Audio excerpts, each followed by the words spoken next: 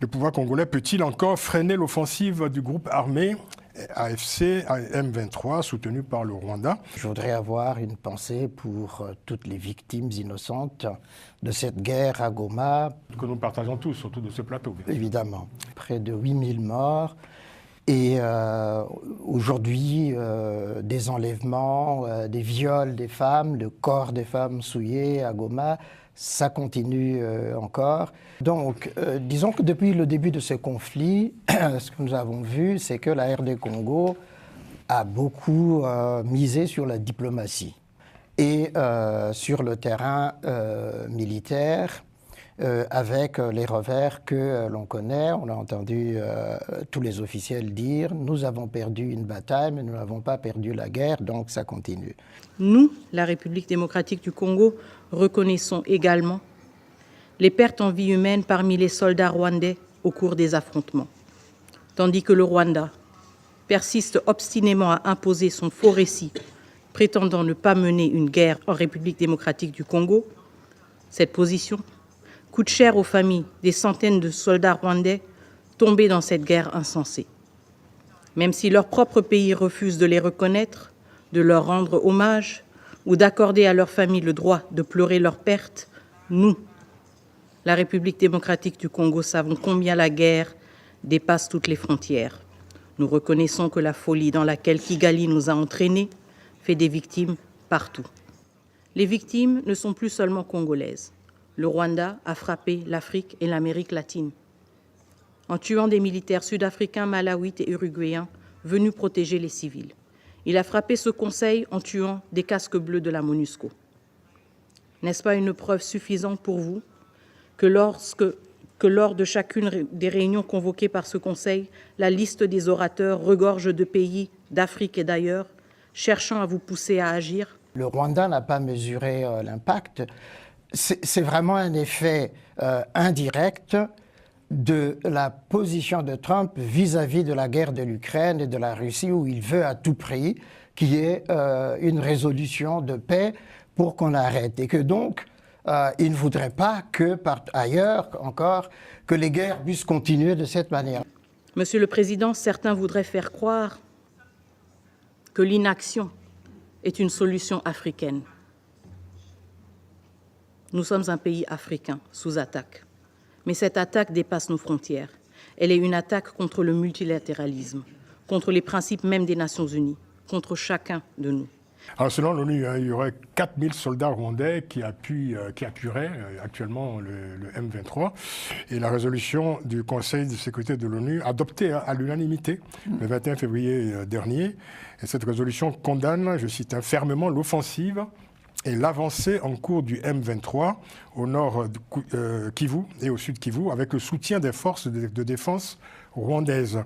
Et la résolution exige des forces armées rwandaises donc de cesser, je cite toujours, leur soutien au M23 et à immédiatement se retirer du territoire de la RDC sans précondition. Au niveau de la résolution, j'ai l'impression qu'il y a une lecture de la résolution qui est un peu tronquée. L'article 6 de la résolution des Nations Unies condamne le Congo, la République démocratique du Congo, du soutien des FDLR. Cette salve de condamnation qui, aujourd'hui, accable le Rwanda, ça ne s'était jamais produit auparavant. Oui, ça ne s'est pas produit auparavant parce qu'en fait, justement, il y a cette guerre contre Goma, à l'entrée dans la ville de Goma des rebelles de M23. Mais Jean-Paul Benoît, le président congolais, Félix Tshisekedi, a déclaré cette semaine que ce que fait le Rwanda au Congo, c'est la même chose que la Russie fait à l'Ukraine. Est-ce que cette comparaison est pertinente ou pas? Et c'est deux sujets très différents, et on y reviendra en parlant tout à l'heure de ces sujets. Est-ce que ce qu'il y a aussi, c'est que le pouvoir congolais est un pouvoir contesté et un pouvoir faible. Mais j'aimerais aussi que la communauté internationale, ou en tout cas le Conseil de sécurité, fasse son métier avec la même vigueur quand il s'agit de l'invasion de l'Ukraine.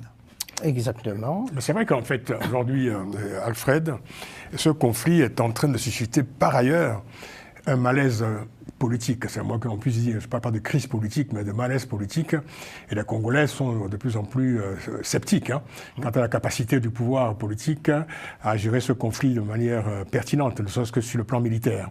Est-ce que finalement, l'offensive diplomatique que vous évoquiez tout à l'heure, avec un certain enthousiasme d'ailleurs, est-ce que ce n'est pas fait pour pallier justement aux carences d'une armée qui est de plus en plus invisible dans ce conflit, l'armée congolaise?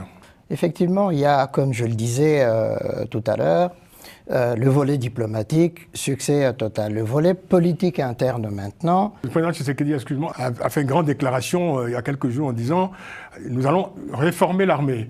Alors c'est un peu gênant quand on entend un chef d'État en situation de guerre annoncer la réforme de l'armée, quoi. En réalité, c'est ça le problème. Je veux dire le problème, non, c'est la vie politique de la RD Congo. Il y a d'un côté le pouvoir, l'opposition, les contestations existent depuis la première élection de Félix Tshisekedi, et ça se poursuit aujourd'hui. Et que c'est ça qui fait la différence de la RD Congo avec les autres pays, et notamment tout autour. Au Rwanda, personne ne peut l'ouvrir devant Kagame en l'opposant tout de suite. En RD Congo, ça se fait. Même s'il y a par moment la répression, puisque là, l'ancien, le président intérimaire de l'UDPS vient de sortir de prison, Kabound, Jean-Marc, et on lui a posé la question. Et de toute façon, si on en arrive à la situation actuelle, c'est parce que Tshisekedi mal élu, il n'a pas compris qu'il fallait régler d'abord le problème politique interne et ensuite, à partir de là, on serait parvenu justement à régler le problème de l'Est. Ça, c'est pas l'armée qui est faible. Ce sont des troupes qui ont été formées, mais qui ont constaté que le commandement fait faillite. Un autre fait qu'il faut signaler, c'est que depuis 2009, où le CNDP d'un Nkunda Batware avait été l'ancêtre du M23, intégré dans l'armée. C'est ce que disent tous les officiers congolais, les officiels, c'est que l'armée a été infiltrée par des Rwandais et qu'au fond, c'est ça qui fait la faiblesse justement du commandement, absolument. Et il y a des preuves. Le général Masunzu, tu pourrais dire que c'est un Rwandais parce qu'il est rwandophone, il est au plateau de Mulenge, c'est un Munyamulenge. C'est lui qui a été nommé par le président Tshisekedi pour commander Sauf que, comme disent les Congolais, c'est un infiltré. Bon, en 98, justement, Kabila père avait demandé justement leur départ. C'est ce qui avait provoqué la deuxième guerre du Congo. Les gens qui ont accompagné Kabila, ils venaient de l'Est. Non, je termine. Ils ont intégré les militaires. Il y avait des militaires qui étaient là de Mobutu. Ils ont fait une armée. Et après, il y a eu la rébellion de Nkunda. Ils ont intégré ce qu'on appelle, les Congolais appellent mixage ou tout ce qu'ils utilisent beaucoup de termes, sauf qu'en mélangeant, chaque fois, ils n'ont pas pu vraiment arriver à bien constituer une armée nationale où tout le monde s'y retrouve. Oui. Et donc, du coup, le commandement a été plus politique, c'est-à-dire que les commandants, les généraux, c'était plus en fonction des affinités, en fonction de la région. Le président Tshisekedi le disait, c'est que pendant une semaine, il y a eu une absence de commandement dans le Kivu pendant une semaine. Et pendant une semaine, sans ravitaillement. S'ils ne négocient pas, ils ne négocieront pas. Et le Rwanda doit négocier avec les FDLR. La guerre ne va pas s'arrêter parce qu'il y a des raisons de cette guerre. Il y a des raisons pour ces gens-là. Ils se battent depuis un bon moment. Il n'y a aucune raison depuis longtemps. Il n'y a aucune raison du tout. Je pense que le Rwanda n'a pas la même profondeur stratégique que la Russie, par exemple.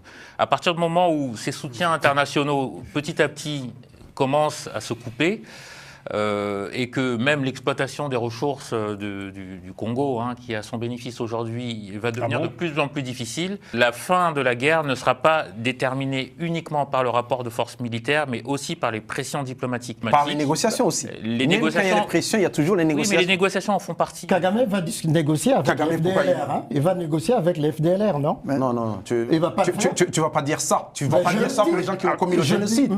Qui négocient avec les gens qui ont commis le génocide. Vous dites la même chose. Franchement, tu dois négocier avec eux. C'est pas la même chose. Et d'ailleurs, toi-même, tu as été à Kigali, tu as dit qu'il y a des FDLR qui sont à Kigali.